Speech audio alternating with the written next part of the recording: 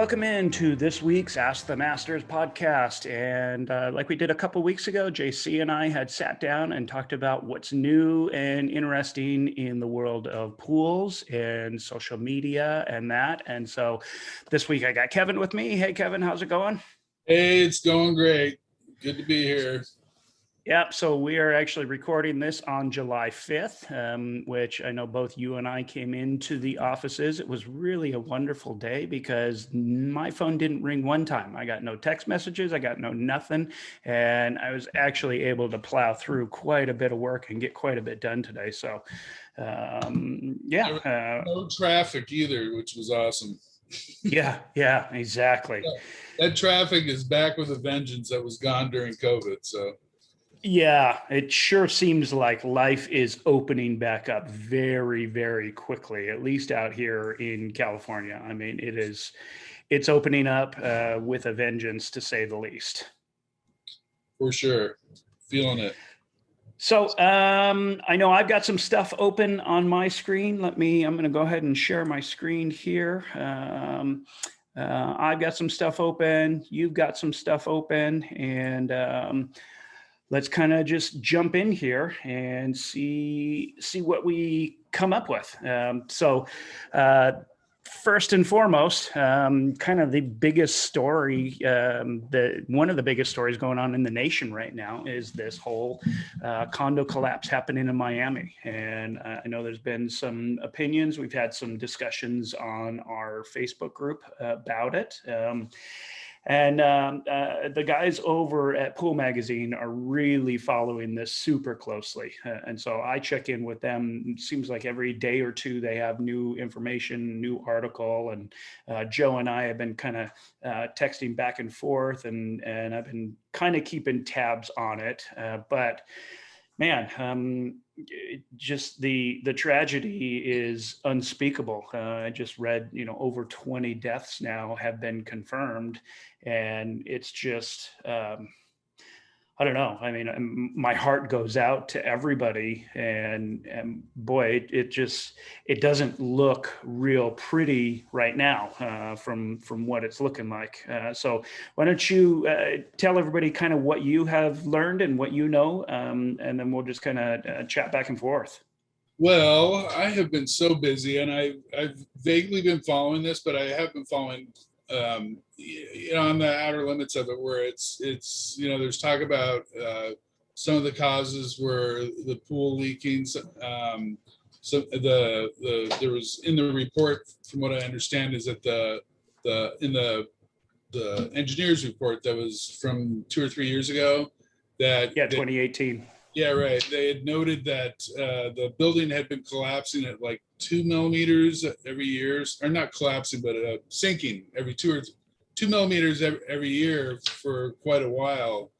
And there's been talk, and I have not quite researched what this comes down to, but I've seen talk a lot about there was not really any soils reports, and then recently, I kind of just read this article about the original developers seem to possibly be like paying people off to get his thing signed up in the first place. Wow.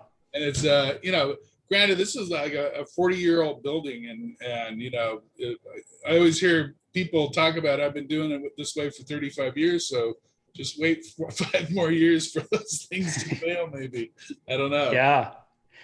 Yeah, some of the things that I find really interesting are, there's a lot of fingers being pointed at the pool. And I know there was one surveillance video from like a building across the street or something where they were actually able to kind of make out as the building collapsed, and kind of the lower portion, you could see the lower portion collapsed, and then next portion, and then the next portion. Reminds me of how they, implode buildings when they're doing demo. Right. And it was really interesting. The area kind of right in here close to the pool was kind of the original area that went. Now, I have talked to some people about this, some people kind of familiar with the area. I actually last week had a meeting with an architect and an engineer out here, and they actually both have offices back there very close to this. And they said this particular area is not known for sinkholes. That was one of the big speculations that has been bandied about, is that Florida is notorious for sinkholes, and could it be a sinkhole opened up and potentially collapse the building? So and that's always a possibility. The thing that is intriguing for me, and the reason why I kind of want to discuss this and talk about it on our page, is that there is some finger pointing taking place towards the pool and the actual waterproofing, and the fact that the coffer, if you will, the structural slab underneath the swimming pool, which is how these are normally built when you're building over structure, that was poured perfectly flat. And so even though it looks to have been waterproofed many, many years ago, the fact that there was no way for that water to actually be able to be evacuated from beneath the pool, that's potentially a problem, because you have 40 or 50 years worth of water sitting on top of waterproofing. Water is the most amazing thing. It is it brings life, it gives life, but it's also one of the most destructive forces that has ever existed. And so, and just so I think that piece of it, whether it turns out that the pool is the final or a contributing factor or has nothing to do with it, for our audience, especially, I think just the understanding of that is being investigated. And if you're going to be building pools over structure, is what we call it, where this pool was over the parking garage, there are very specific waterproofing protocols and things that need to be adhered to. And according to this 2018 report, some of those things were not adhered to, which has definitely been causing a problem. Yeah, and you and I both have extensive experience of building like this, pool structures over living spaces and whatnot, and I myself have learned from some costly mistakes as to the proper way of doing it. And everything you just said, it was like it totally rings true. Is where you have to have that coffer. It has to be able to drain and go somewhere. You can't just build a coffer and have no drainage of it, because that pool, regardless of whatever you do to it, it's going to condensate on the outside of it because it's suspended in air. And so that condensation needs to go somewhere. And if it's just sitting on the waterproofing for 40 years, it's like you say, water is a destructive thing. And we all spend our career basically trying to corral this monster of water, basically, and not let it do damage to its surrounding environment, but yeah, I would, seeing a lot of the evidence that I have seen in this, I would really have to say that the waterproofing did have some contributing factor to this for sure, over the long term for sure. And there may have been other defects in the building too, but you read about cracks and exposed rebar, and yeah, I mean, you can see in that pool equipment room, it looks like there's cracks everywhere and rust. Yeah, I mean, you can see all the black lines where the rebar is just destroyed. Right, exactly. And it's only going to last so long. And granted, most of our pools that we build across the country are in the ground, and so it's like you don't see some of this, whatever's going on underneath the pool. And so if you do have a situation like this that's going on for 40 or 50 years, it may not ever be an issue. You never know.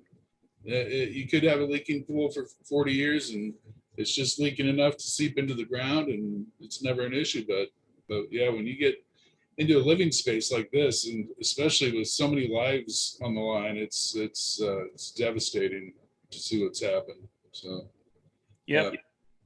We can only hope that this teaches people, as bad as it is, we have to take some positive out of this. Yeah, and that's one of the reasons why I still keep coming back to this, and why I think it's good for the pool industry as a whole to really put their eyes on this and see, see what we can learn, and are there things here that we can learn and take away from this, and as tragic as this is, I'd love to see our industry and our peers kind of sit back and take notice, and like I said, even if we find out that the pool had nothing to do with it, we do understand that there were major problems with the pool itself. Right. Maybe not enough to bring down the entire structure, but the problems with the pool, this gives us an opportunity to point those out and learn from them. All right, so let's turn the corner here. This was a really intriguing conversation. I know you have the original. Why don't you share your screen with the original post? This is about Shotcrete and Blowpipe, and this was an intriguing conversation, and I got quite a bit out of this. Uh, so the original conversation that you're looking for was talking about the use of a blowpipe in shotcrete, wet or dry mix. And then Paula was so gracious enough, he came back and actually even, let me see if I can. I'm trying to figure out how to share my screen. Select and let's share. That's what I said, that right there. But it's when I share my screen, I'm just sharing you. Oh, Wait, well, yeah, it should give you multiple options, but like I said, this was a great video, kind of showing the proper use of a blowpipe. And you can tell from here, this is a gunite mix, and they're properly bringing the shotcrete material out onto the floor. And the guy standing there with a wand, basically blowing all of the sand and cement and all the garbage off to make sure that all of that is not getting blown right back into the actual structure itself. Here's another great example of it. You can see in this one, he's just kind of chasing the guy around, and he's blowing all of the debris off of the steel, just keeping everything kind of clean and clear. And that was a great shot right there. You could see as he's going across the top, you could actually see it blew a bunch of the debris right off the top. right. So Paulo had stated that this was one of his jobs with one of the companies he uses that he took the video for. So yeah. So okay, it's just an interesting conversation. Go ahead. There you go. There you go. Okay. I figured it out. Oh, that was the original post. I had forgotten. Yes. Yeah. So this started out, and I was in on this original conversation on this other page. Shotcrete pools or gunite pools. I can't remember it's a new page that I just joined, but Dennis Mitchell, who is active member on a lot of the pages, is a retired engineer that knows a lot about our profession, and he kind of chimed in on some guys that were in there just promoting their work and I know, showing off, and yet they had a lot of flaws showing in their video. Things that we teach you is not good to do when you're applying shotcrete. Having standing water and your rebar is not supported well enough, so the shotcrete crew is stomping the rebar into the dirt, and I believe they also they weren't exactly shooting the cove first. They were kind of shooting up high before they had completed the cove, and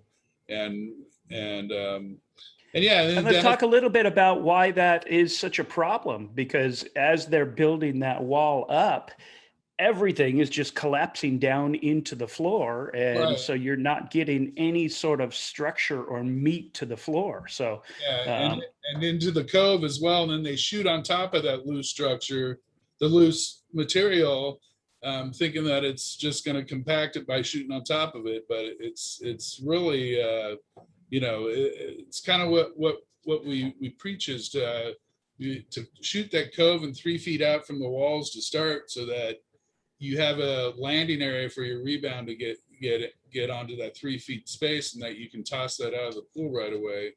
I've come to learn that it's generally, we're shooting 30 to 40 yard pools on average, and generally I've found it's about a 10% waste factor that we throw out if we're actively pursuing getting every little bit of that out of there.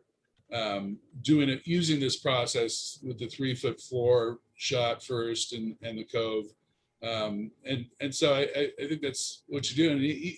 It's pretty well known that the shotcrete industry lacks more than anything in our industry in general. That the shotcrete crews are lacking the education. There's a lot of people out there that are able to fake it long enough to get out there and get pools made. But again, it's like what happens 10 years from now is a different story. Right. Or even 10 months. I mean, that's the thing. So many of these shotcrete crews never come back and see. I'm going to steal the screen back to you, back from you. And so there's this post that I made a week ago, which is pretty relevant. And this is talking all about how we, on our bigger jobs, we actually pour our floors first. And what it allows us to do is, day one, we poured everything. And then day two, we started building out the walls. So this is a current project that we are on right now. And you can see this is all shot in here. And we were able to pull all of the trimmings off. We threw a bunch of plastic down. And so all of this is just loose garbage, essentially. And so the idea with, you don't always have the ability to pour your floor first. It doesn't make sense from a financial perspective on many jobs. But what you were talking about is building that cove out and coming out that 3 to 5 feet so that you've actually got a good solid structure there. It allows you to have the same opportunity. So as the material drops down on there, you can have the guys, the air lance is blowing it and aggregating it, and then you have another guy in there shoveling rebound and taking it all out. So, it's really, it's definitely something that the industry as a whole does not do a whole lot. Even as you looked through the comments in that discussion, a lot of people had never even heard of it. Guys that have been 10 years plus 15 years and never had anybody with an air lance or a blowpipe or anything on their jobs. So that's one of the goals that we have, is just continuing to expose everybody to proper practices and things like that.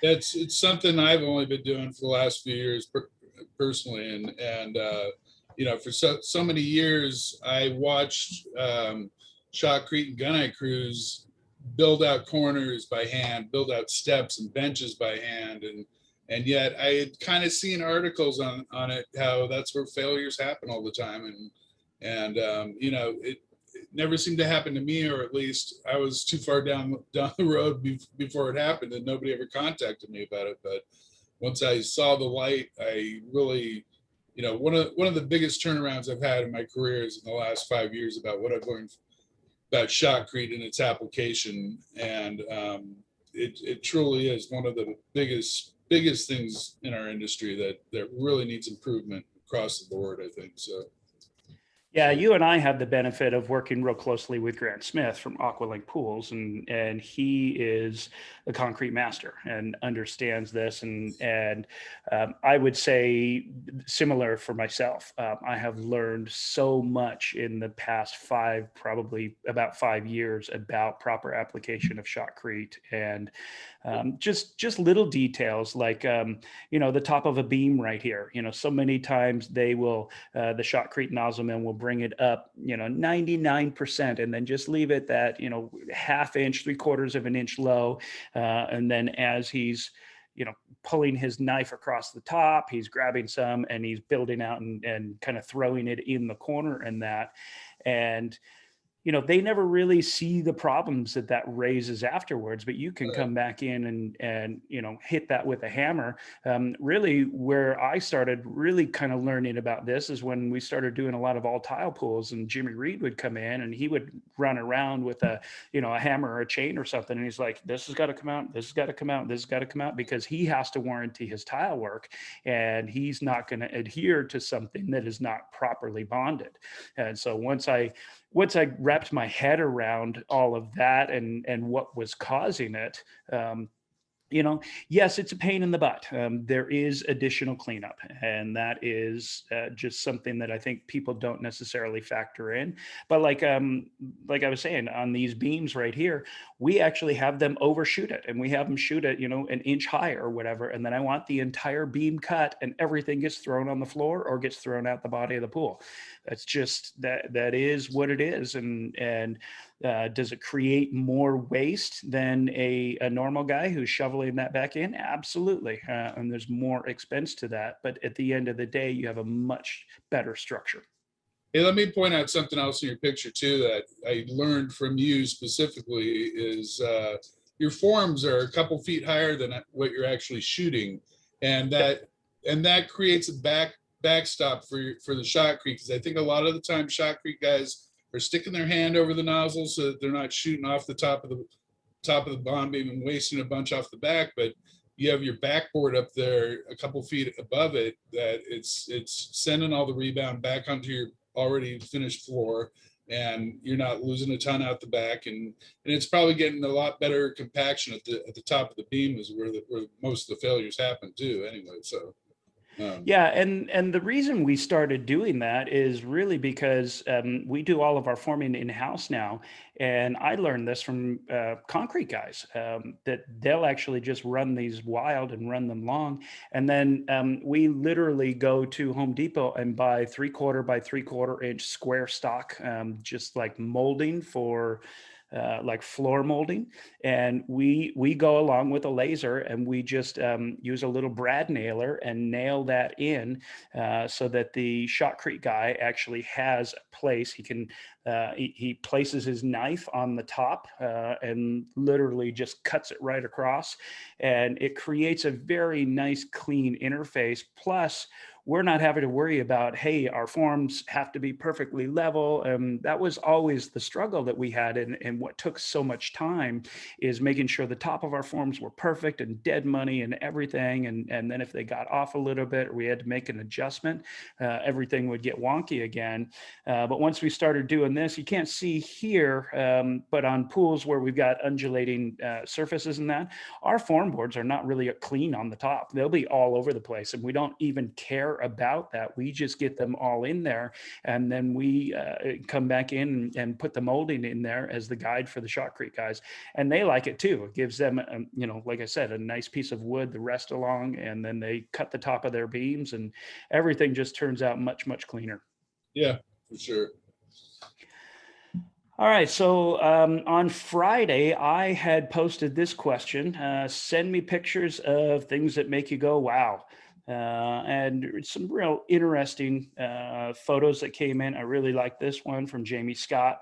Yeah, A Yeah, I mean, you could just sit and study this photo for, hours, and you would not pick all the nuances up. I mean, so just many so so many many. details and corners all converging into one spot, and Yeah. And for those of you who wonder why these are so expensive, I'd love to ask Amy Luke and Amy, how long this section right here took. I bet this section took the better part of a week or two to make all of this come together. There's just so much intricacy and work there.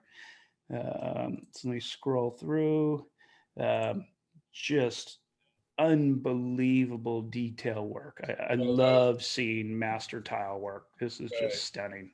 I believe he said he cut that out of actual 24 karat gold Yep. something, and so Yeah, we actually had a client that did 24 karat gold in a fountain in Bel Air a number of years ago, and he actually wanted the entire thing in 24 karat gold. And I remember when we gave him the price, and not a very big fountain. It was like 3 foot around with a runnel on it, and it was like I don't know, a few $100,000. He's like, oh, let's just do the bowl.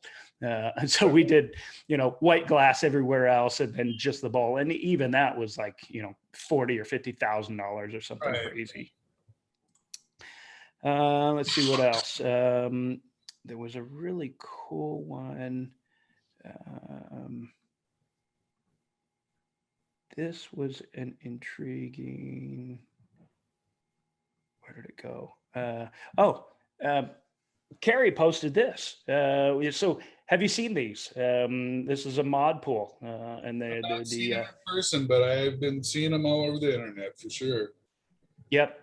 Yeah, we've been in the middle of trying to get one permitted down here in Orange County for the better part of a year, and the county of Orange just has no idea what to think about it. I mean, they cannot wrap their head around it, and so it's been a real challenge. And so I called up Carrie, and she gave me some pointers on it. But I mean, it's definitely an intriguing concept, and they come all pre-plumbed. You can see there's a bench down here. The doors open on the end there, and all of the equipment is tucked underneath, so it's literally plug and play. I haven't actually spoken with anybody that put one in yet, and so Carrie was the first. It's very much like the Bradford and Diamond spas and Nest Spa. It's just it's probably a little bit less expensive than those two. So. Well, except for the fact that it comes and it literally drops in. I mean, it's more like a spa pack. All you literally do is you bring a water line to it and an electrical line to it, and that's it. It's a done deal. All right.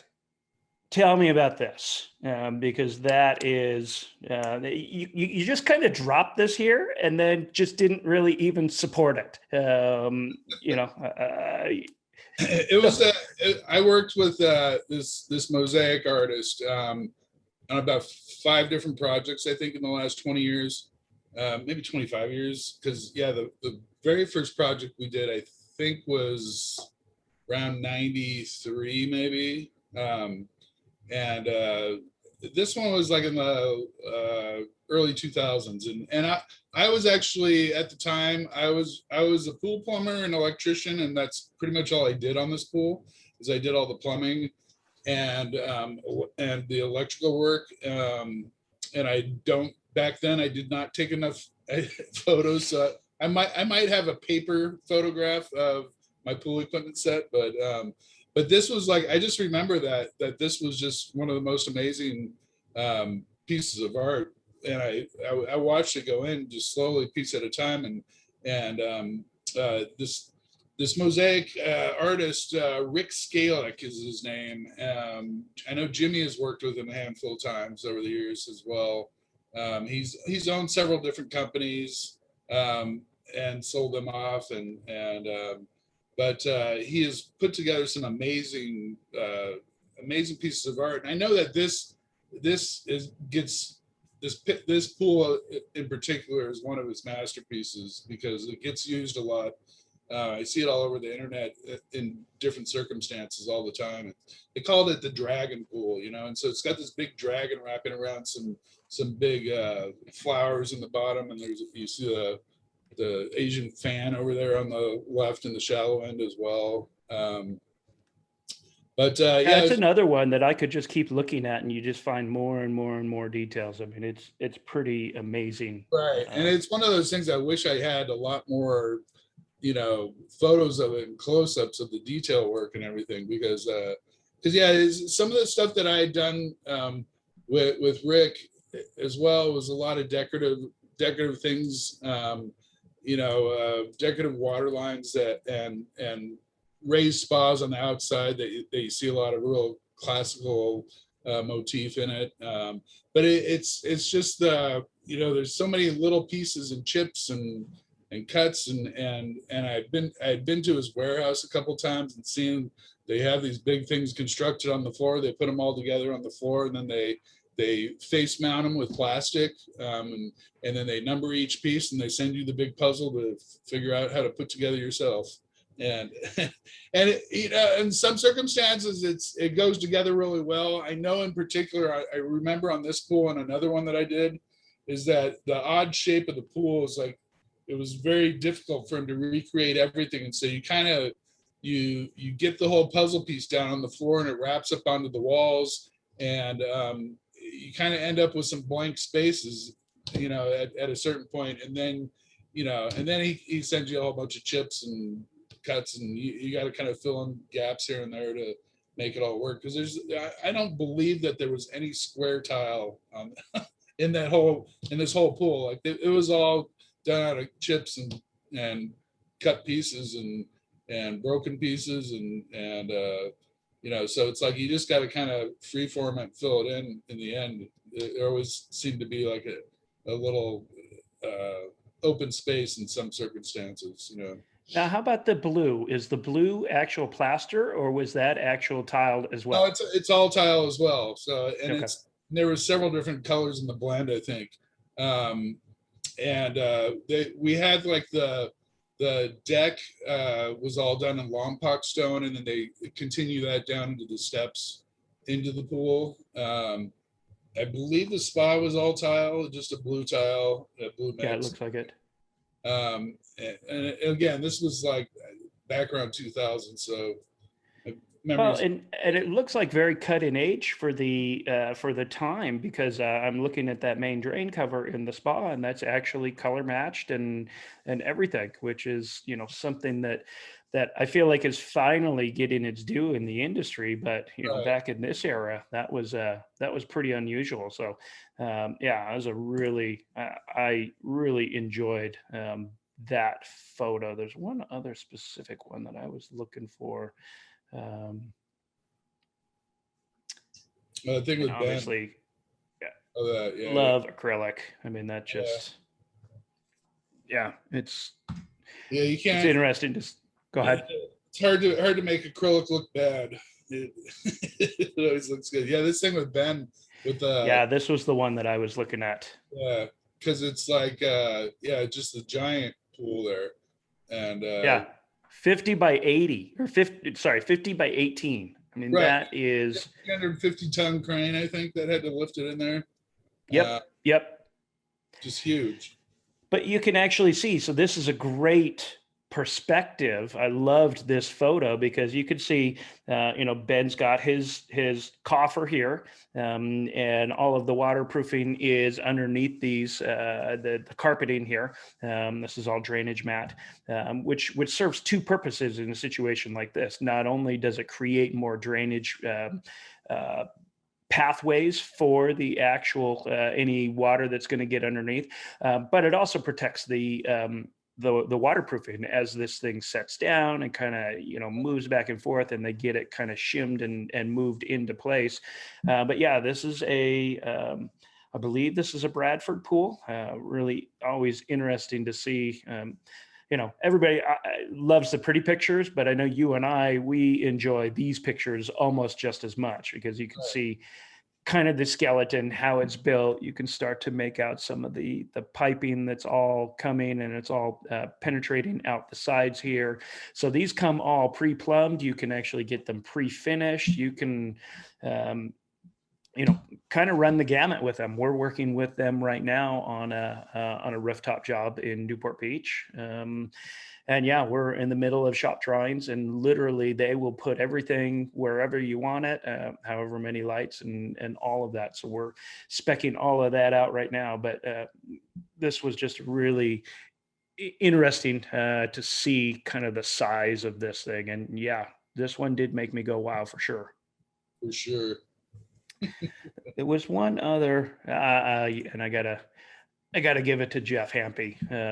This is one of my favorite photos of all time. This is not a Photoshop. This is not anything. No, I've seen this before, and I can't remember where it is, but it's like in Norway. Norway, I think. Yeah. Yeah, it would be something I'd love to visit someday and see in person, for sure. Yeah, for sure. So I'm going to turn the page just a little bit. Everybody that knows me knows that I love surfing, and so this was the first time. So this is the World Surf tour that just happened here in California. It's the first time they've actually given you pulled back shots, so you can actually look at the wave pool. But this is kind of the future of surfing and the Olympics, and this is for places that do not have surfing, do not have a coastline. Now that the surfing is a part of the Olympic Summer Games, I have a feeling you're going to be seeing a lot more wave pools throughout the world. So something that I'm super intrigued by. And coming up at the Dallas show, we're trying to see if the wave pool in Waco is going to be open. And if it is, it's pretty late in the year, end of November. So I don't know that we will be able to take a trip down there, but I am just intrigued by the whole technology, how they keep these pools clean, just everything, the mechanism, the entire thing. This is just, I could geek out on these things all day long. This one in the video is in Southern California, you said? Or is this No, it's up in the Central Valley. Okay. It's like 100-something miles from the coast Okay. in a little cow town called Lemoore, California. Oh yeah, So, I know where it was, yeah. yeah, kind of Fresno-ish Right, area. right. Yeah, exactly. All Farm country. right. Just want to touch on this a little bit. This was an intriguing thing that I know you and I talked about a little bit. So there's a pretty big conversation happening within the industry. We haven't followed it enough to really kind of talk about it.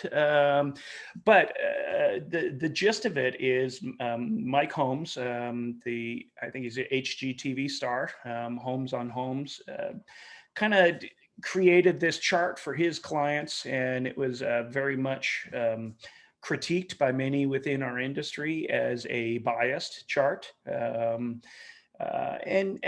so there's different opinions based on different regions of the country. I think the biggest critique that I saw from this was that this comparison chart was created or was shared by so-called expert Mr. Holmes as an impartial comparison, but then you come down and you see that it's actually created by a fiberglass manufacturer company. And I think that was some of the critique, is that this was more of a sales piece rather than an actual kind of unbiased opinion. And so but you can see this conversation is going deep. It's 798 comments here.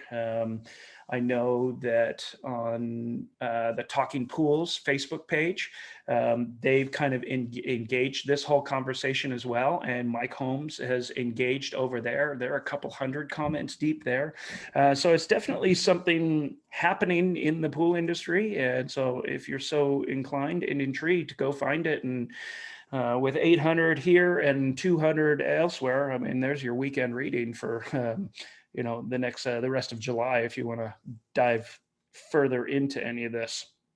Yeah, I think some of the take home on this too is that, and I've learned this a lot more in the last few years, interacting more across the country with people, and that different regions have different requirements. They have different soils conditions, different freeze thaw conditions. I don't think that in general that any one of these three types of pools is better than the other across the board. It really kind of depends on your demographic, your soils conditions, your freeze thaw conditions, and availability of product, I think, too, because I don't think that fiberglass pools are widely, I mean, granted you can get anything from anywhere nowadays, but it's like they're not widely pushed in Southern California. I know that that there are a handful of vinyl liner pools I know of, and I've seen a few here and there.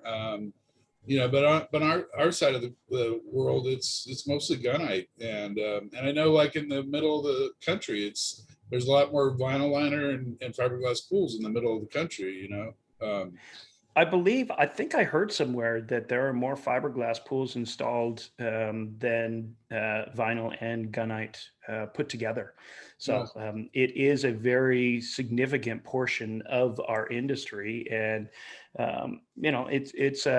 it's kind of a shame that we've all siloed, and that, gunite builders don't really know, fiberglass builders, and don't really know vinyl builders. And so, a lot of the logistics are identical though. We still have to move water, we still have to have plumbing, we still have to have energy efficiency. And so the guts itself are really the same, no matter Yeah, what vessel you're that's true. dealing with. I mean, it's all hydraulics is hydraulics, no matter where you go. So, Yep. and so yeah, it's a true statement there for sure. It's just different shells for different places, basically. Yep. So I'm going to turn it over to you. You had a couple of things that you wanted to share as well. Yeah, let me see. That was the one I had up. Oh, this is one I have right here. Is ba, ba, ba, ba. All right. So yeah, I just it's funny. I see this periodically about hurricanes. I mean, hurricanes happen every year, and on the East Coast there, Florida has to deal with it annually, basically, and sometimes more than once a year. And it's I don't know. It's just fascinating to me because people always say, "Oh, you got earthquakes there." It's like, well, the worst I've seen with earthquakes, for the most part, is like it empties half the pool from shifting so much. But it's like it doesn't. In general, it doesn't do the amount of earthquakes we have here, and the amount of damage is not commensurate with each other. It's like there's earthquakes almost daily here. Nothing ever, for the most part, nothing causes major damage ever. But it seems to me like hurricanes cause some major damage, at least, every 2 or 3 years. There's one that's super major, and I often think about this just around here is during the winter time, we'll have some windy days, and I often think about, oh, I'm so glad that I am not a pool guy, and I'm not a pool service guy. And I can't imagine what you have to deal with on the East Coast with hurricanes. It's just got to be horrendous. Well, yeah, you got the rain, you got the mud, you got the everything. I mean, it's like here when the wind blows, yeah, you get a lot of extra leaves maybe, but it's like, man, it just seems like you'd have all the lawn furniture in there, and the trees and mud and everything. Exactly.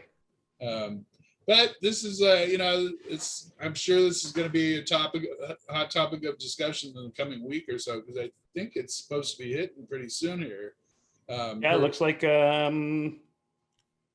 late tonight, Monday, 2 a.m., South Florida, it looks like. Right. There you go. So yeah, I just wanted to bring that up too, is we don't have to deal with them as much as they do, but. Yep. And then I did also have this one other one, if I could get to it now. How do I do that again? See, now I get all. Just change your tab up on the top. Yeah. No, but so that goes nope, to there. Not that one. Keep going. No, it's something else. I got to get out of this. There we go. Right. There we go. Maybe. That's the one. Okay. Sorry. Yeah, so this is just kind of a random text message thread that I saw, but it was the basic gist of it is, I think, is kind of, and what I've seen a lot of in the last few weeks is about a lot of unruly people, and it's around the 4th of July, and I say this to myself every year. Is like I tend to block this out almost every year, but it's like the weeks leading up to Memorial Day and the weeks leading up to 4th of July are like the busiest in our industry. And I somehow block that out every year and forget about it until it's right upon me. And then all of a sudden people are calling on Thursday before the weekend that their heater is out and they need a new heater or whatever it is, and we, it's just, we deal with this every year in the industry. And I think too is, I kind of noticed it looking at Facebook that last week it was kind of quiet for Facebook. And I think that everybody was just so busy just prepping for the 4th, I think, and getting things fixed up that hadn't been fixed yet. And I don't know if there's still people that are seasonal that are still getting pools going, right before the 4th, or if they've gotten them filled and started by then or not. But it's a big thing in our industry, and people, tend to. There's a lot of emotions that flow, and clients get pissed off, and they don't quite understand the load of work that we have, and especially nowadays, that our industry is at unprecedented levels, and on top of that, you put this holiday traffic on top of that too, and it just gets exponential and crazy. Yep. But yeah, that was all. I just wanted to kind of put Well, that and up. that kind of tees up what we've been working on behind the scenes a little bit, and just talking about um, uh, all of the leaders within Ask the Masters, you and me and JC and Rick Chafee and Dave Rockwell and Chuck Kavanaugh, and kind of all of us, Randy Beard. We're all reaching out to different people within the industry, and we're trying to create a real short video that we're going to have up on YouTube that in order to kind of educate clients. And when you get an irate client on the phone saying, "Hey, gosh darn it, why can't I get this or that or whatever?" You can just say, "Hey, go watch this video. These are some of the people in the know in the industry." And so the idea is that we'll have these short snippets from manufacturing, from distribution, from chemical manufacturers, from everybody, just talking about how widespread everything is. It is making it on the news and that, but our industry is in this really unique position, unprecedented for even other industries. You have building material shortages from housing and all of that, and so we're experiencing that. But then you add in the fact that we have the freeze in Texas, which just decimated the entire. So many equipment pads just got completely destroyed, and through no fault of anybody's. So take all of the supply chain issues that we would be having, similar to the rest of the world, the rest of the construction community, and then add in this massive load of all of these problems that were generated by the Texas freeze, and then resin plants going down and chlorine facilities being shut down. It really seems like, as an industry, can't get a break, and just one after another. But then, I like to take a step back and look around and go, man, we are so blessed to be in this industry, because we have been just going gangbusters, and people want what we have to be offering. So.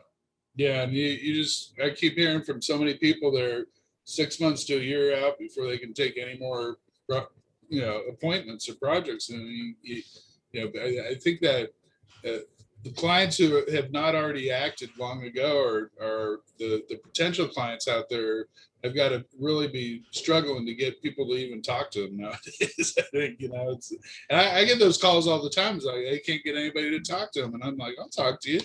Right. Still can't start for 6 months, but I'll talk to you. Yeah, exactly.